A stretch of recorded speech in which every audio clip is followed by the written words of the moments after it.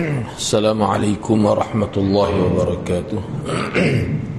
Alhamdulillahi rabbil alamin. Wassalatu wassalamu ala ashrafil anbiya'i wal mursalin. Nahmaduhu wa nasta'inuhu wa nastaghfiruh. Wa na'udzu billahi min shururi anfusina wa min sayyiati a'malina. من يهده الله فلا مضل له ومن يضلل فلا هادي له رب اشرح لي صدري ويسر لي أمري واحلل عقدة من لساني يفقه قولي أما بعد. Alhamdulillah, bersyukur pada Allah Subhanahu wa taala kerana dapat bersama pada pagi ini. InsyaAllah pada pagi ini untuk pengajian Talbisu Iblis, kita akan sambung perbincangan pada muka surat 181, yang mana pada sesi lepas telah kita bincang berkait dengan orang-orang yang zuhud. Jadi pada pagi ini kita akan sambung perbincangan muka surat 181 antara orang zuhud dan fuqaha. Jadi sebahagian kecil tajuk itu telah kita baca, cuma saya sambung semula daripada awal. Antara orang zuhud dan fuqaha. Sebenarnya dalam setengah nuskhah kitab Talbis Iblis, antara orang zuhud dan fuqaha ni dia kira salah satu fasal lah. Dia fasal lain pula sebenarnya. Talbis Iblis bagi orang zuhud antara lain dengan mendorong mereka agar meremehkan dan mencela ulama. Mereka berdalih sebenarnya tujuan utama agama ni adalah untuk beramal. Mereka tidak tahu bahawa ilmu tu adalah cahaya hati. Annal ilm 'alal qalb. Annal ilm 'amalul qalb. Sesungguhnya ilmu itu adalah amalan hati. Baik. Sebelum ni saya telah sebut, saya sendiri pun ada pengalaman. Orang-orang yang terlibat dengan ni lah, zikir, hidup dalam zuhud, pakaian pun lebih kurang saja nampak. Dia kata ngaji 40 tahun dengan zikir cara pokok dia ni jauh lebih baik. Tak sama. Padahal dia berzikir 40 hari lah. Tapi kalau kita ngaji ilmu 40 tahun tak sama, lebih dia lagi. Itu dia sebut pada saya sendiri. Ini dia ada satu kumpulan di Kelantan kita ni. Inilah maksud dia meremehkan ulama. Jadi bagi dia amal agama ni itu lebih penting daripada belajar ini. Ini yang dimaksudkan. Dia perkara ini berlaku sepanjang zaman. Padahalnya kalau mereka tahu bahawa dalam agama Islam kita ni para ulama menyebutkan, misalnya Imam Syafi'i sebagai contoh, dia kata amalan ni dia terbahagi kepada 3. Ada amalan dia panggil amal qalbi, amalan hati. Gapo dia amalan hati? Ilmu pengetahuan. Itu amal hati. Sebab orang yang ada ilmu, hati dia akan proses ilmu tu berdasar kepada ilmu itu. Yang kedua dia panggil amal lisani, perbuatan yang berkait dengan kata-kata. Yang ketiga amal jawarihi, perbuatan yang berkait dengan anggota-anggota zahir selain daripada lidah. Jadi kita sebagai orang Islam, kita kena aktifkan ketiga-tiga itu supaya sentiasa zikir kepada Allah, melakukan kebaikan, apa sahaja kebaikan. Baik, andai orang-orang zuhud menyedari kedudukan ulama sebagai penjaga kepada syariat, yang mana mereka ni Nabi sendiri sebut bahawa ulama ni adalah warathatul anbiya, pewaris ilmu kenabian. Jadi anda terjemuh tu berdasarkan kepada huraian hadis itulah. Al ulama warathatul anbiya. Boleh kita kena terjemuh ulama itu adalah pewaris ilmu Nabi SAW. Sebab ulama bukan mewariskan harta Nabi, tidak. Bukan mewariskan apa-apa yang berkait dengan Nabi, yang berbentuk mal, yang berbentuk kebendaan, tidak. Tetapi yang diwarisi oleh ulama daripada Nabi SAW ialah ilmu wahyu. Kalau mereka tahu kedudukan ulama yang disetarakan dengan kedudukan para nabi dari segi tugas, dari segi tugas dan tanggungjawab, maka pasti orang-orang zuhud akan kiaskan diri mereka. Mereka akan menganalogikan diri mereka sendiri sebagai orang bisu bila berhadapan di hadapan orang fasih. Sepatutnya bila mereka berhadapan dengan ulama, mereka akan hormat. Sepatutnya. Ataupun mereka cuba kiaskan diri mereka tu sebagai orang buta yang berada di hadapan orang celik. Sepatutnya begitu. Ulama adalah penunjuk jalan dan seluruh manusia ada di belakangnya. Sesungguhnya ulama itu dapat berjalan seorang diri tanpa seorang pengikut. Ulama ni kalau tak ada orang ikut pun dia boleh berdikari, dia boleh hidup. Sebab apa? Sebab ilmu. Tapi kalau orang jahil, orang yang tidak berilmu, dia memerlukan kepada ulama untuk memahami ilmu Nabi itu. Kalau Nabi ajar pada sahabat dia tu, ulama tu lah. Sebab tu kita hadirat kena ingatlah, kita belajar saja daripada kecil lagi. Bila kita belajar khususnya agama, kita tak boleh tinggal ulama. Cuma ulama tu peringkat daripada bawah, dia banyak peringkat ngaji Quran. Kita tu ulama lah tu, cuma dalam bidang tu, bidang tajwid. Bila naik satu tahap dan seterusnya, maka kita jumpa pula dengan ulama yang mahir dalam bidang ni. Begitulah seterusnya proses kehidupan manusia itu. Baik, disebutkan dalam hadis Bukhari dan Muslim yang bersumberkan daripada hadis Sahal bin Sa'ad radhiyallahu an, beliau menyebutkan bahawa Nabi Muhammad sallallahu alaihi wasallam telah bersabda kepada sepupunya Ali bin Abi Talib radhiyallahu an, "Wallahi la an yahdiyallahu bika rajulan wahida khairul laka min humurin na'am." Demi Allah, jika Allah memberikan hidayah kepada seseorang berkait dengan usahamu, ada kaitan dengan usahamu, seseorang dapat hidayah, maka itu lebih baik daripada dikurniakan seekor unta merah. Hadis ini mengisyaratkan bahawa kalaulah seseorang itu jadi baik dengan sebab usaha kita, kalau orang tidak Islam masuk Islam, orang Islam itu jadi beramal dengan agama, memahami agama dengan sebab usaha kita, hal itu lebih baik daripada dikurniakan seekor unta merah. Jadi kenapa Nabi bandingkan dengan unta merah?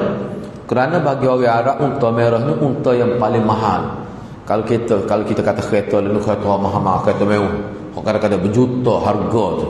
Itu maksud dia. Baik, salah satu hal yang orang-orang zuhud mencela ulama, khususnya ulama fiqh, adalah sikap terbuka ulama fiqh yang membolehkan umat melakukan apa yang sifatnya harus, yakni yang biasa digunakan untuk menguatkan diri dalam menuntut ilmu. Sebab kalau kita perhatikan fuqaha ni, kalau kita belajarlah, dia panggil jumhur ulama. Maknanya jumhur, bilangan yang besar ulama fiqh, boleh dikatakan pendapat-pendapat mereka untuk masyarakat adalah yang mudah-mudah. Ulama kita dia tidak beri kepada masyarakat awam ni pendapat-pendapat yang payah-payah, tak. Kalau ada yang mudah, dia akan bagi yang mudah. Bahkan Nabi sendiri sebut dalam hadis, Nabi kata kalaulah dalam isu yang berkait perkara-perkara yang tidak melibatkan dosa, kalau ada yang mudah, ada yang payah, Nabi sendiri kata aku akan pilih yang mudah kalau hal-hal yang tidak berkait dengan dosa. Tapi kalau berkait dengan dosa, akulah orang yang paling menjauhi dosa tu. Jadi maknanya Nabi suka. Sebab apa? Kalau sesuatu yang mudah ni, mudahlah kita buat, senang, tidak menyusahkan.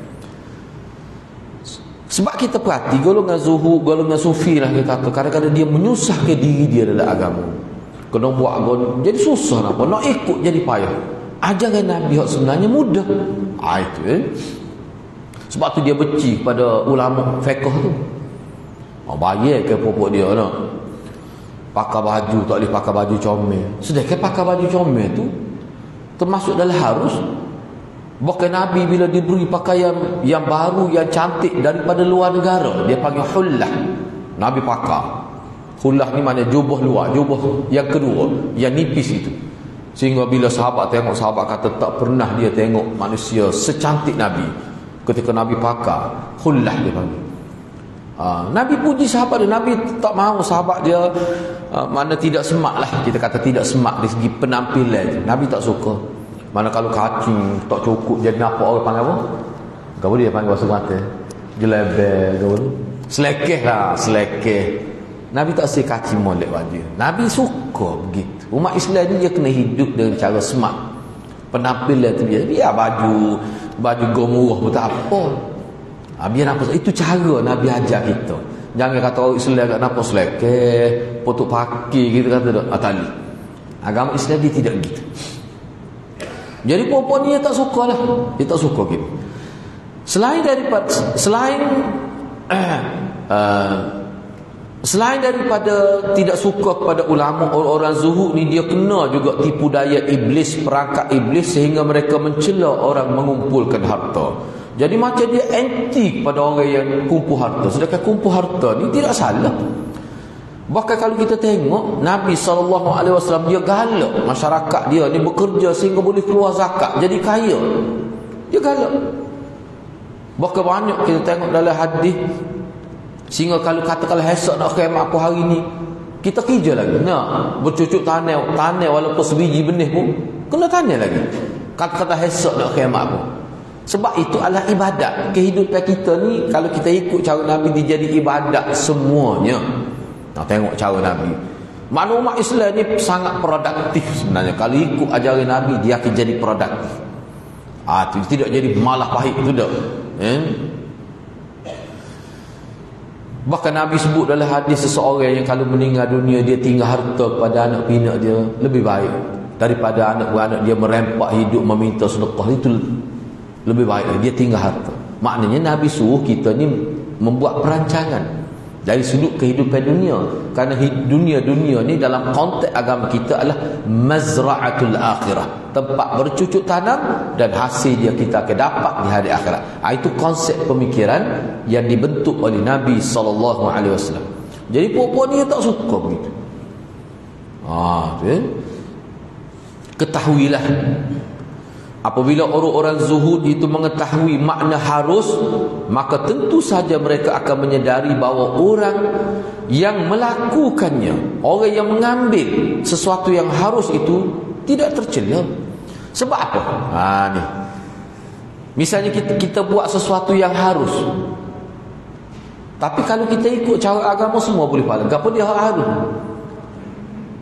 Kita kata makan lah. Kita nak makan roti ke nak makan nasi, itu maksudnya harus. Makan tu wajib. Kalau tak makan, rosak hidup kita, rosak fizikal kita. Tak boleh seseorang tu siapa tak makan. Puak-puak dia ni kadang-kadang 3 hari tak makan, rebah berlebih. Apa? Nak tumpu pada ibadah. Banyak kita baca dalam kitab. Puak-puak Zuhud makan lebih kurang. Ingat cerita anda sebut sebelum ni, bini dia masak sedap, dia rasa sedap, dia pecuhai, dia jadi tawar gula. Dia kata sedap-sedap ni dunia. Itu silap faham. Itulah orang panggil silap faham. Sampai ni isteri dia sendiri dia cerita. Jadi isteri dia mengeluh lah. Sedangkan Nabi puji isteri yang masak sedap untuk suami dia. Jadi kau gini jauh tu perbezaan ajaran Nabi ni. Jadi perkara-perkara yang harus ni kalau kita lakukan dengan tata cara Nabi, dia jadi ibadat. Minum jadi ibadat, makan jadi ibadat, pakai jadi ibadat, bekerja, naik kenderaan, semua jadi ibadat kalau buat dengan cara Nabi. Misalnya setiap kali kita nak buat baca bismillah, dan dalam tempoh kita buat sesuatu yang harus, kita tidak buat perkara yang haram, makruh, dia jadi ibadat lah. Dia jadi ibadat.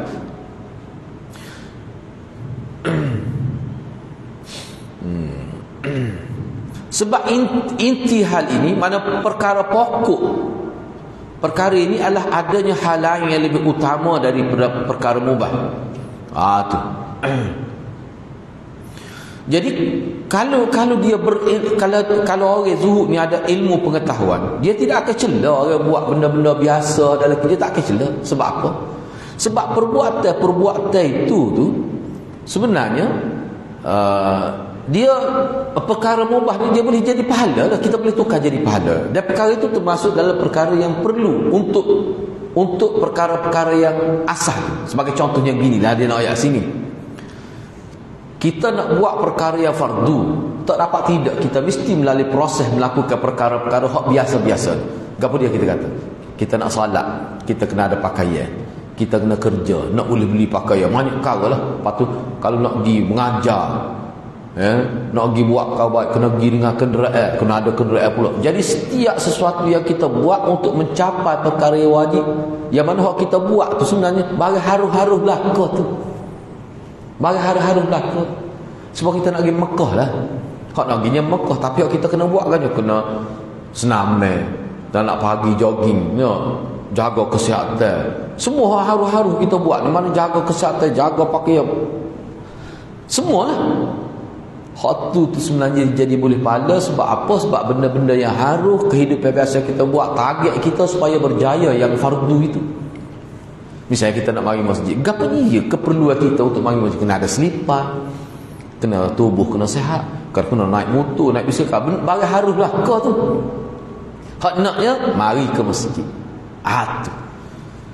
Jadi kadang-kadang seseorang itu ibadat dia jadi sempurna, jadi lebih berkualiti kerana dia jaga haruh-haruh tadi lah. Dia jaga haruh-haruh tadi. Jangan kita main-main hati. Kadang-kadang kita boleh hidup tenang ni dengan ada pokok bunga.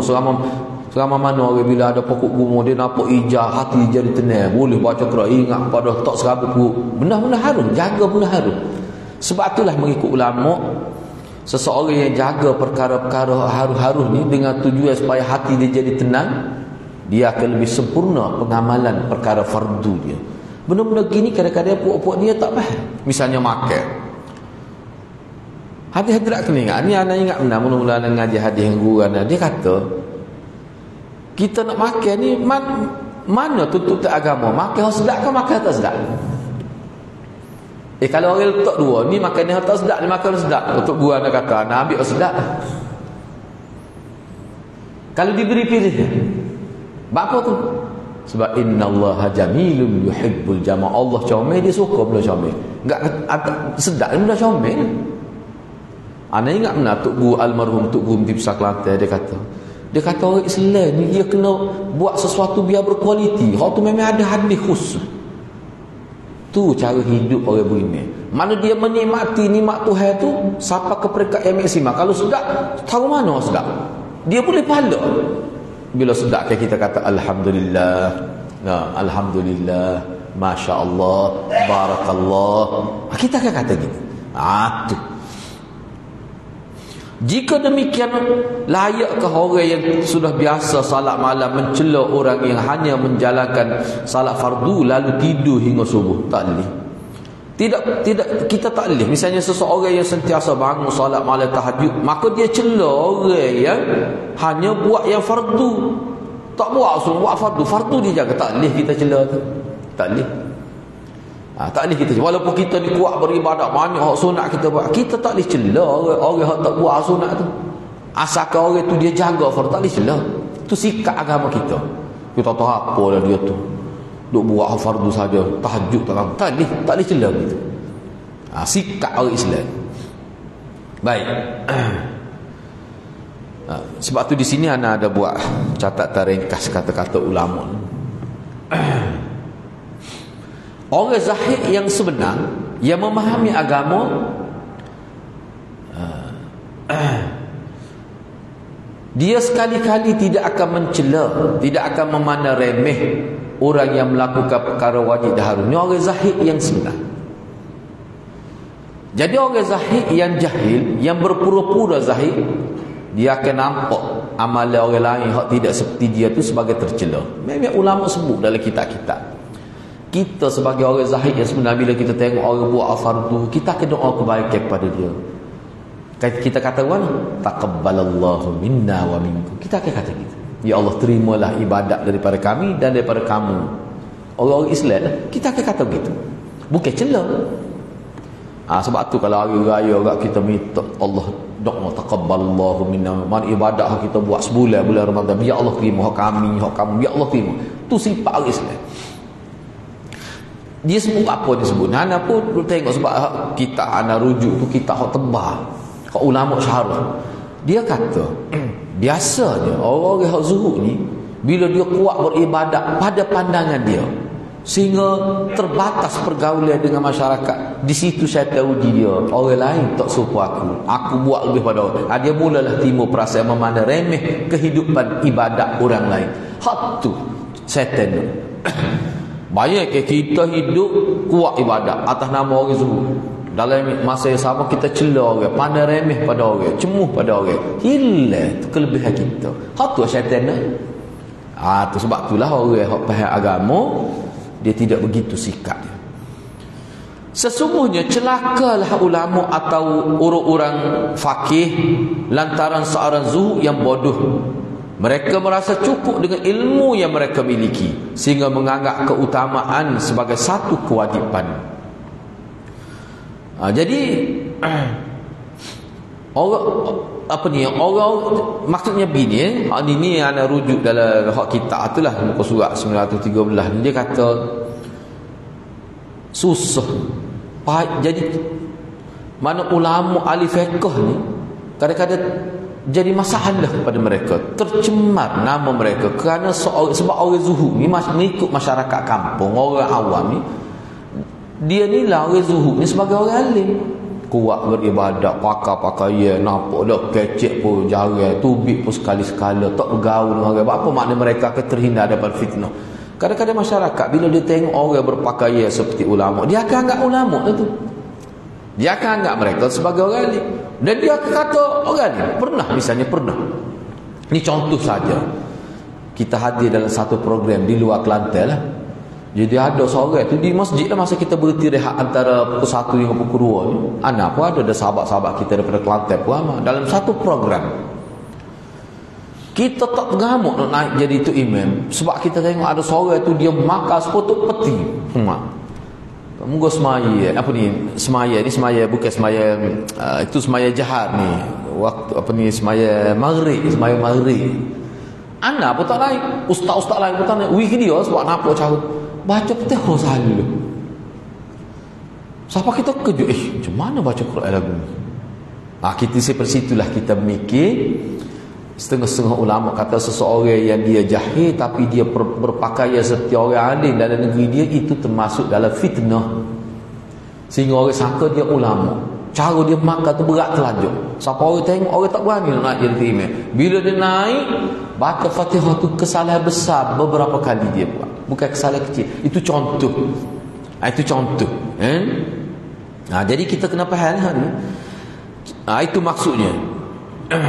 Jadi yang dimaksudkan orang zuhud yang bodoh ni, mereka rasa cukup dengan ilmu mereka,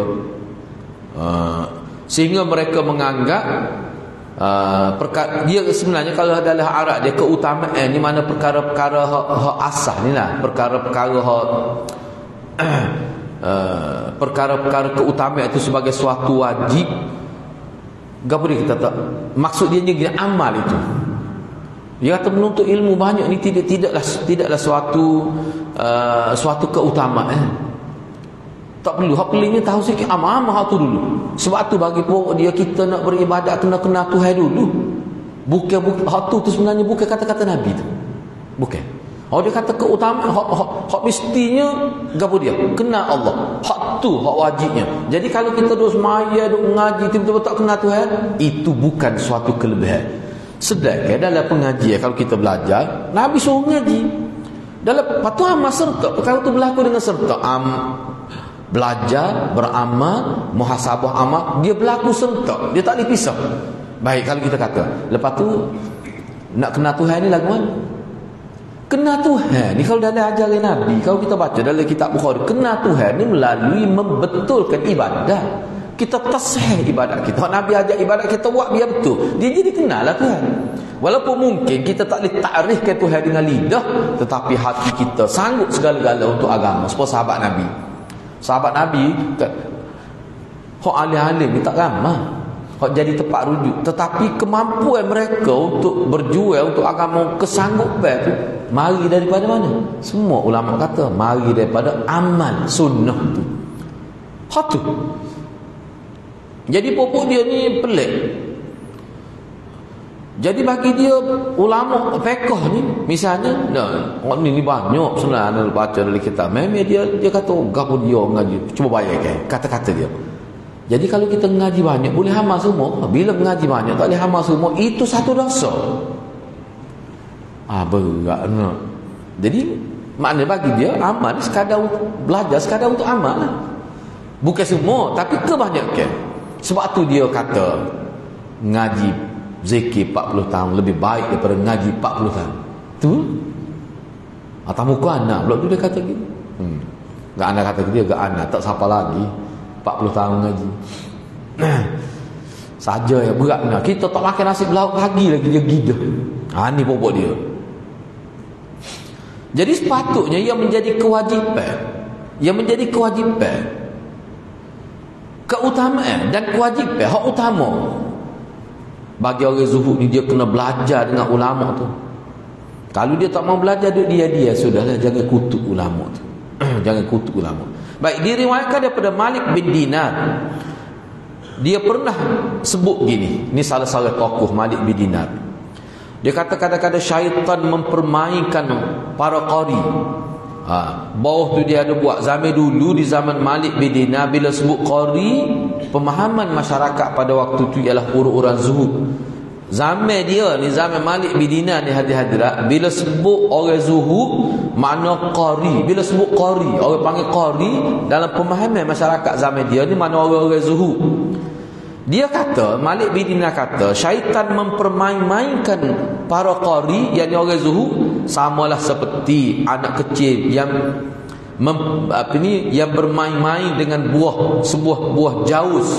Buah jaus ni buah yang ma'ruf dalam masyarakat dia lah. Buah jaus. Tu. Anda tengok dalam kamus Arab, jaus ni buah pala. Buah lagu mana buah pala? Dah tak tahu. Aku lihat tu. Dia duduk main. Kadang-kadang main sebab kita main wagu, duduk pelaga. Budak-budak duduk main lagu itulah dia kata syaitan mempermainkan para qari. Qari ni mana orang zuhud. Tu kata Malik bin Dinar ni, salah seorang tokoh besar ni Malik bin Dinar ni. Orang-orang yang terlibat dengan apa ni kita kata gerakan dakwah, banyak juga ambil pandangan Malik bin Dinar. Baik. Jadi maksud qari di zaman Malik bin Dinar adalah orang-orang zuhud. Qari termasuk kata yang semenjak lama dulu digunakan kepada manusia yang condong pada sikap kezuhudan. Allah jualah yang maha membimbing kita kepada kebenaran, dan kepada Allah sajalah tempat kita berserah kembali kepada ni makhluk. Sebab tu kita sebut semua ni, nak kali lepas maya Nabi ajar kita, Allahumma a'inni ala zikrika wa syukrika wa husni ibadah. Kena baca semua. Ya Allah, bantulah aku. Ya Allah, bantulah saya supaya saya dapat sentiasa bersyukur kepada Engkau, dan supaya saya dapat menghargai Engkau, dan supaya saya dapat mengelokkan ibadat kepada Engkau. Mana untuk supaya kita boleh berzikir, supaya kita boleh bersyukur, supaya kita boleh mengelokkan ibadat kita, kita minta kepada Allah, biar Allah tolong kita. Takut kita tak mampu buat ibadat tapi tak comel. Itu bahasa mudah. Kita minta pada setiap kali lepas sembahyang. Tak berapa kali itu sembahyang hak fardu saja 5, hak sunat banyak lagi. Mudah, tak siapa pun 10 saat Allahumma a'inni ala zikrika wa syukrika wa husni ibadati. Kata semua tu. Itu merupakan doa supaya ibadat kita tu jadi berkualiti. Baik, kita pindah kepada tajuk seterusnya. Perangkap iblis atau talbis iblis terhadap orang sufi dari kalangan orang zuhud. Tadi kita bicara zuhud, padahal sufi-sufi ni, zuhud tu salah satu amalan orang sufi. Jadi orang sufi ni dia ada perbincangan lain dalam bab yang ke-10. Tapi kena ingatlah, salah satu sikap ataupun cara hidup orang sufi adalah zuhud. Zuhud tu tak boleh pisahlah dengan orang yang mendakwa bahawa mereka ni kalangan mutasawwifah, orang yang hidup dengan cara kesufian. Sufi ni gini, anak nak sebut dengan mereka lah. Bukan semua orang sufi ni tak betul. Jangan silap faham lah. Nama sufi tu mana orang yang hidup nak membersihkan jiwa dia. Salah satunya cara zuhud, supaya dunia tidak boleh tipu dia. Mereka di pokok sufi ni, salah satu makna sufi ni, orang-orang yang pakaian dia pakai pakaian berbulu tu, pakaian hak kasar lah, bukan pakaian hak comel. Kadang-kadang bau busuk. Itu dulu pernah berlaku satu ketika dulu. Sebab tu dinamakan mutasawwifah. Sufi-sufi dari orang yang pakai pakaian suf. Suf ni bulu binatang. Bulu binatang. Memang bau busuk lah, bau tak sedap lah. Duk perok gitu tu. Apa buat dia? Apa? Zuhud kononnya. Tu asal makna dia. Banyak lagi maksud lain. Itu salah satu contoh makna yang diberikan oleh ulama. Baik, cuba kita tengok di sini. Ibnu Jauzi rahimahullah berkata, orang-orang sufi termasuk golongan orang-orang zuhud. Hak kita duk bincang zuhud sebelum ni, salah satunya orang sufi lah. Mereka ni zuhud. Dalam perbincangan sebelum tajuk ini, kami telah menjelaskan tentang perangkap iblis terhadap orang-orang zuhud. Sebenarnya para sufi, dalam perbincangan hak kita nak bincang dalam tajuk ke-10 ni, sebenarnya orang sufi ni ada sudut-sudut tertentu mereka berbeza dengan orang zuhud dari segi sifat dan keadaan dia. Jadi orang-orang sufi memiliki ciri-ciri tertentu yang membezakan daripada orang lain. Kerana itulah kami buat tajuk khusus bab orang sufi. Padahal orang sufi ni, bab zuhud ni pun berkait dengan dia juga. Tapi dia ada ciri-ciri lain yang tak sama dengan orang zuhud tu. Tasawuf tidak lain. Tasawuf ni adalah merupakan satu tarikat. Yang cara hidup beribadat. Tarikat ni ke sini maksudnya cara hidup beribadat.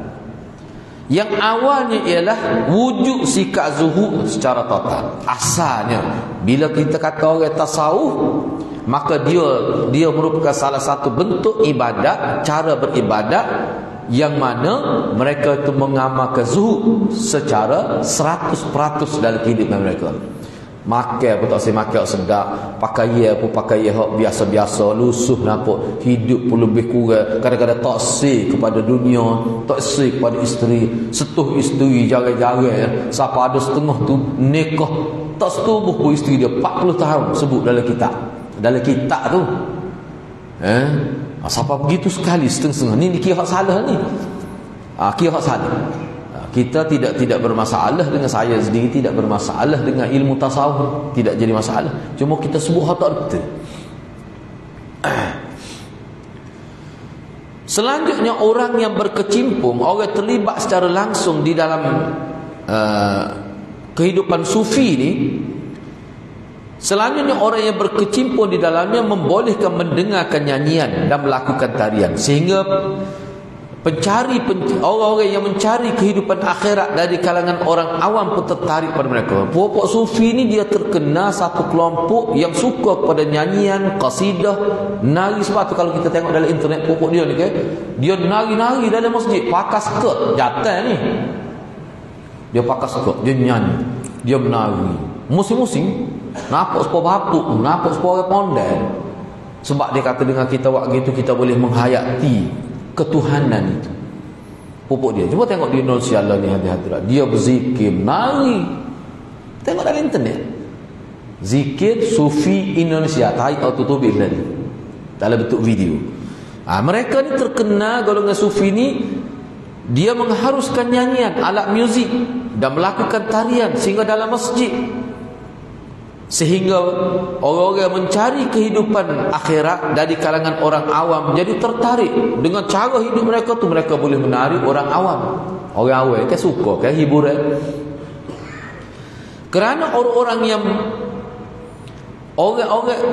orang-orang yang boleh dikatakan sebagai pengikut fahaman sufi itu terlihat seakan benar-benar menampakkan kezuhudan zahirnya. Para pencari dunia pun tertarik dengan sikap mereka kerana mereka terlihat begitu santai dan terlihat suka bermain-main dengan hiburannya. Kalau di Indonesia ni hadirat, anda tengok, anda baca dan anda tengok puak-puak dia ni, ni saya anak sendiri, dia pergi jumpa puak dia. Dia isap rokok ni secara berjamaah. Dia suka rokok.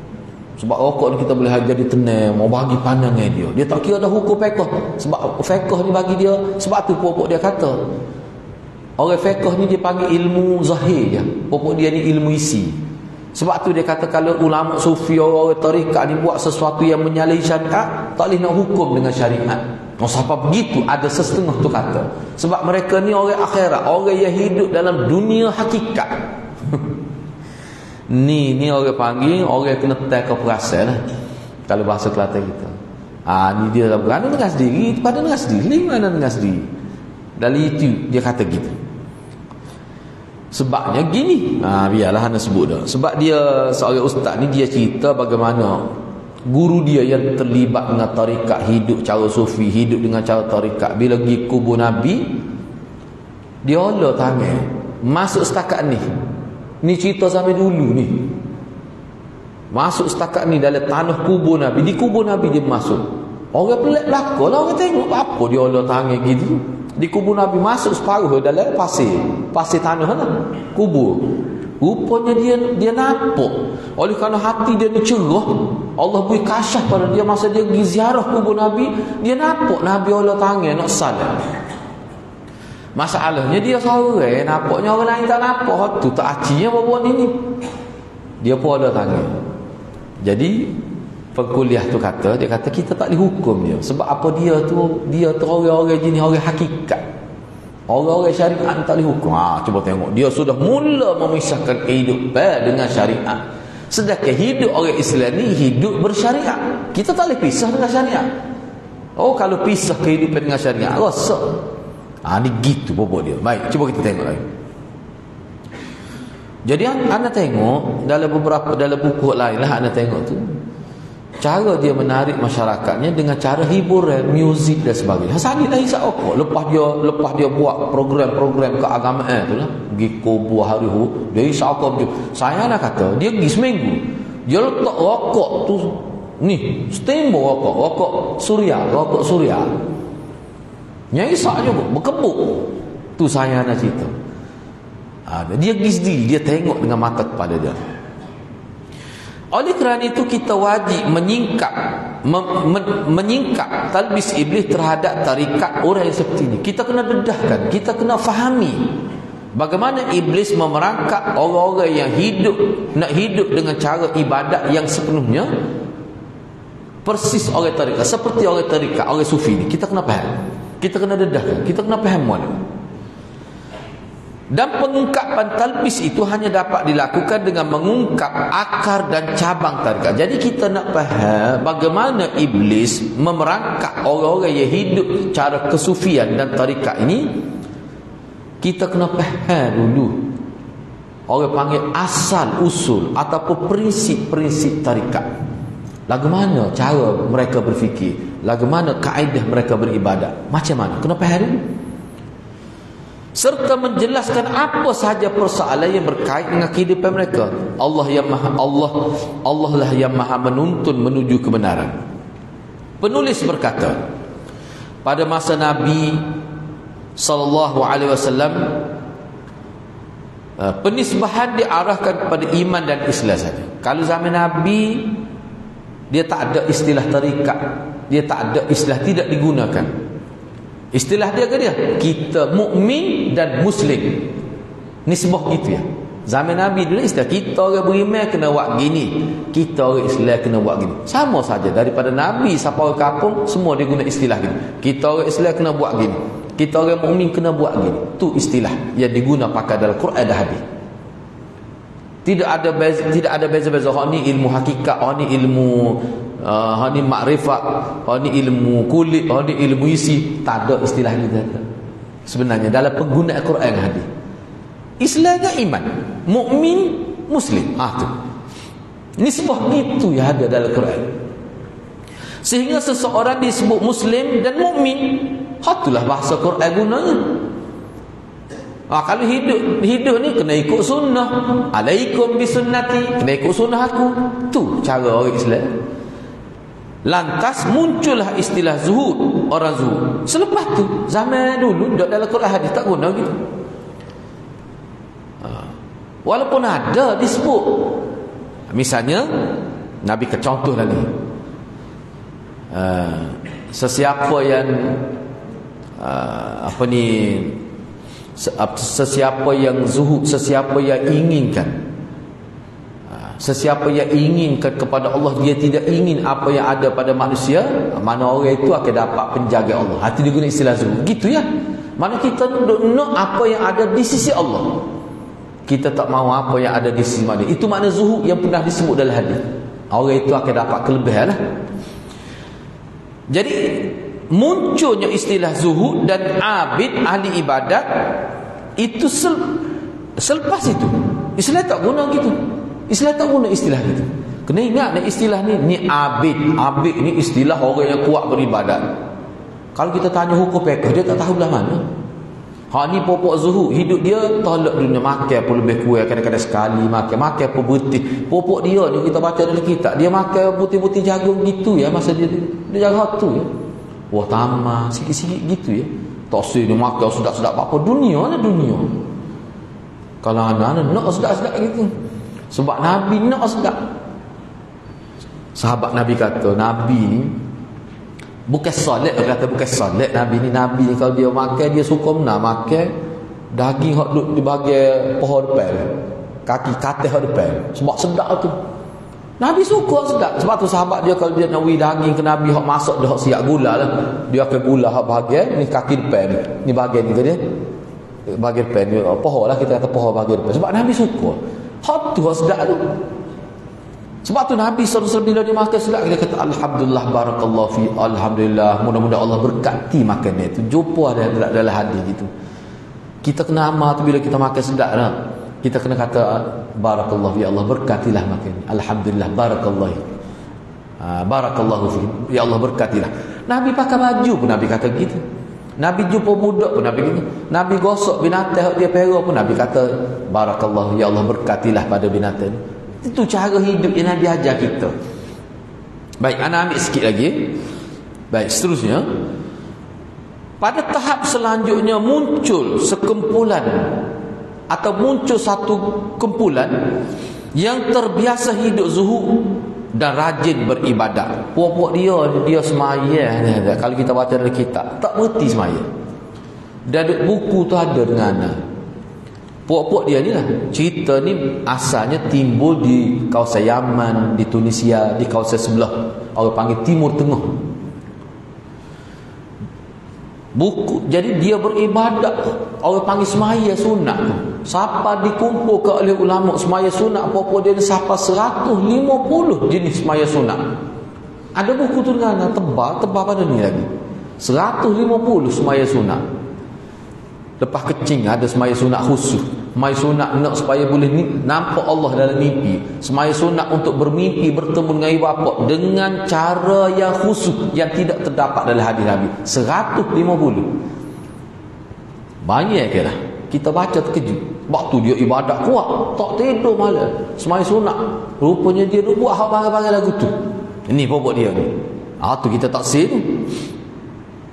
Sehingga mereka menjauhkan diri daripada kehidupan dunia dan mereka hanya fokus kepada ibadat sahaja. Ada setengah tu 5 tahun tak keluar dari hutan. Duduk dalam hutan 5 tahun. Tak jumpa orang. Ada. Siapa begitu sekali? Okey, anak ambil sedikit lagi. Jadi puak-puak yang kononnya hidup zuhud ini menjadikan pola kehidupan mereka sebagai satu tarikat dan akhlak tersendiri. Mereka ada cara hidup tersendiri. Jadi kalau kita nak ambil cara hidup mereka, dia jadi bercanggah dengan cara hidup Nabi. Ni puak-puak dia. Mana kalau kita nak contohi cara hidup mereka dalam bab ibadat, dalam bab, dia tak akan jadi serupa dengan Nabi. Itu masalah. Mereka mengetahui bahawa orang pertama yang fokus mengabdikan diri untuk Allah di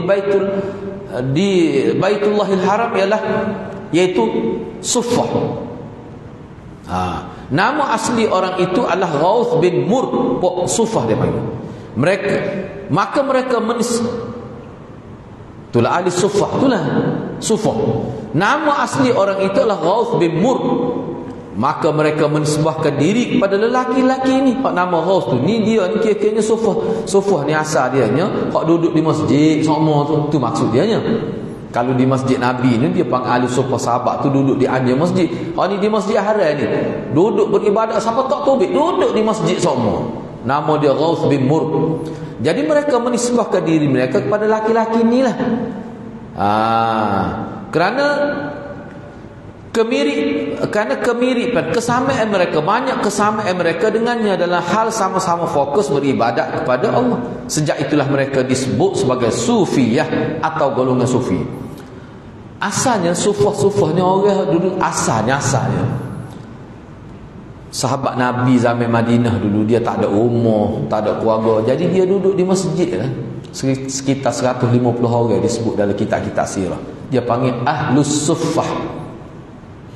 Suffah. Di Masjid Haram ada juga seorang bernama Ghaus bin Mur, hidup dia cara ibadat. Dia duduk mana? Duduk dekat dengan Kaabah di Masjid Haram. Duduk situ. Jadi cara kedudukan dia tu dia sebut sebagai Suffah lah. Nama dia Ghaus. Akhir sekali orang yang nak duduk dalam keadaan beribadat sepenuh masa ni dinisbahkan kepada Sufi, itulah jadi Sufi. Hidup cara Sufi. Nama dia sebenarnya Ghaus bin Mur. Tak tinggal di masjid sama, iktikaf sepanjang hayat. Kalau duduk Madinah lagu tu nyapekong kau saya normal. Kalau duduk di masjid tak tubik-tubik nyapekong saya normal. Gi kerja orang lain kerja, mu nak zikir kerja boleh, sambil kerja boleh.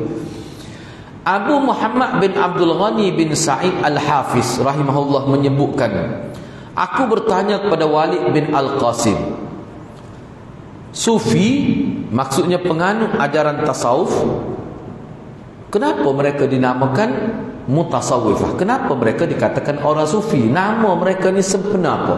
Apa mereka dikatakan Sufi? Kenapa? Walid tanya, sebab kalimah ni tidak dipopularkan dalam Quran dan hadis.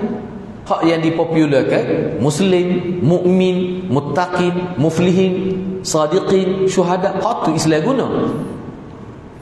Maka Walid menjawab, Walid jawab, hak dia tanya ni Abu Muhammad, iaitu Abdul Ghani itu. Bila dia tanya gitu, maka Walid pun jawab, dia kata orang yang hidup beribadat sepenuh masa ni, siapa tak buat kerja lain, mengasihkan diri pada masyarakat, mereka dinamakan puak-puak Sufi. Sebabnya begini, dia kata pada masa jahiliyah ada kaum, ada sekelompok manusia yang mengikuti seorang yang bernama Suffah. Suffah tu sebenarnya ada tasydid pada F tu. Suffah ni mana orang yang duduk memisahkan diri daripada masyarakat, duduk di Masjid Haram. Ni zaman jahiliah, bukan zaman Nabi. Zaman jahiliah lagi. Mereka fokus beribadat kepada Allah Subhanahu Wa Taala semata-mata. Mereka duduk tepi Kaabah, duduk berzikir, bertafakkur tepi Kaabah. Siapa sahaja yang menyerupai mereka, maka orang itu disebut sebagai Sufi. Dan cara hidup mereka tu panggil Sufiyah. Tu asal dia. Dia gini hadirat. Ni salah satu. Kalau kita tengok dalam kitab kenapa orang Sufi dinamakan sebagai Sufi, 5 jenis pendapat ulama. Ni salah satu. Pak anda sebut tadi, hak lain pula pakai yang berbulu tu. Sebab itulah hadirat hak kita nak bincang ni orang Islam juga ni. Cuma dia cara hidup dia tu jadi tak serupa dengan cara Nabi. Kononnya itulah cara yang terbaik untuk mendekat ke diri pada Allah. Sebab tu dalam kitab ni dia bincang kesilapan-kesilapan yang berlaku dan dia cuba buat islah, pembetulan. Hak Nabi naknya gini. Itu kebaikan kitab ni. Jadi begitulah hadirat.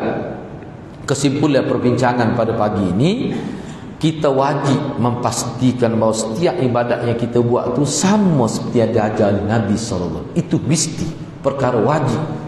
Barulah sesuai dengan nama pokok kita Ahlus Sunnah wal Jamaah. Kalau tidak, dia jadi macam-macam nama tu. Quran tak pernah guna, hadis tak guna, jadi gitu. Na'udzubillah min zalik. Kita berhenti setakat itu dulu. Mudah-mudahan sedikit perbincangan pada pagi ini akan memberi satu input yang positif kepada kita, sehingga kita lebih nampak lagi cara ibadat yang benar seperti yang diajarkan oleh Nabi SAW. Mudah-mudahan Allah berkati kita semua. Aku qouli hadza wa astaghfirullahal azim li wa lakum. Wassalamualaikum warahmatullahi wabarakatuh.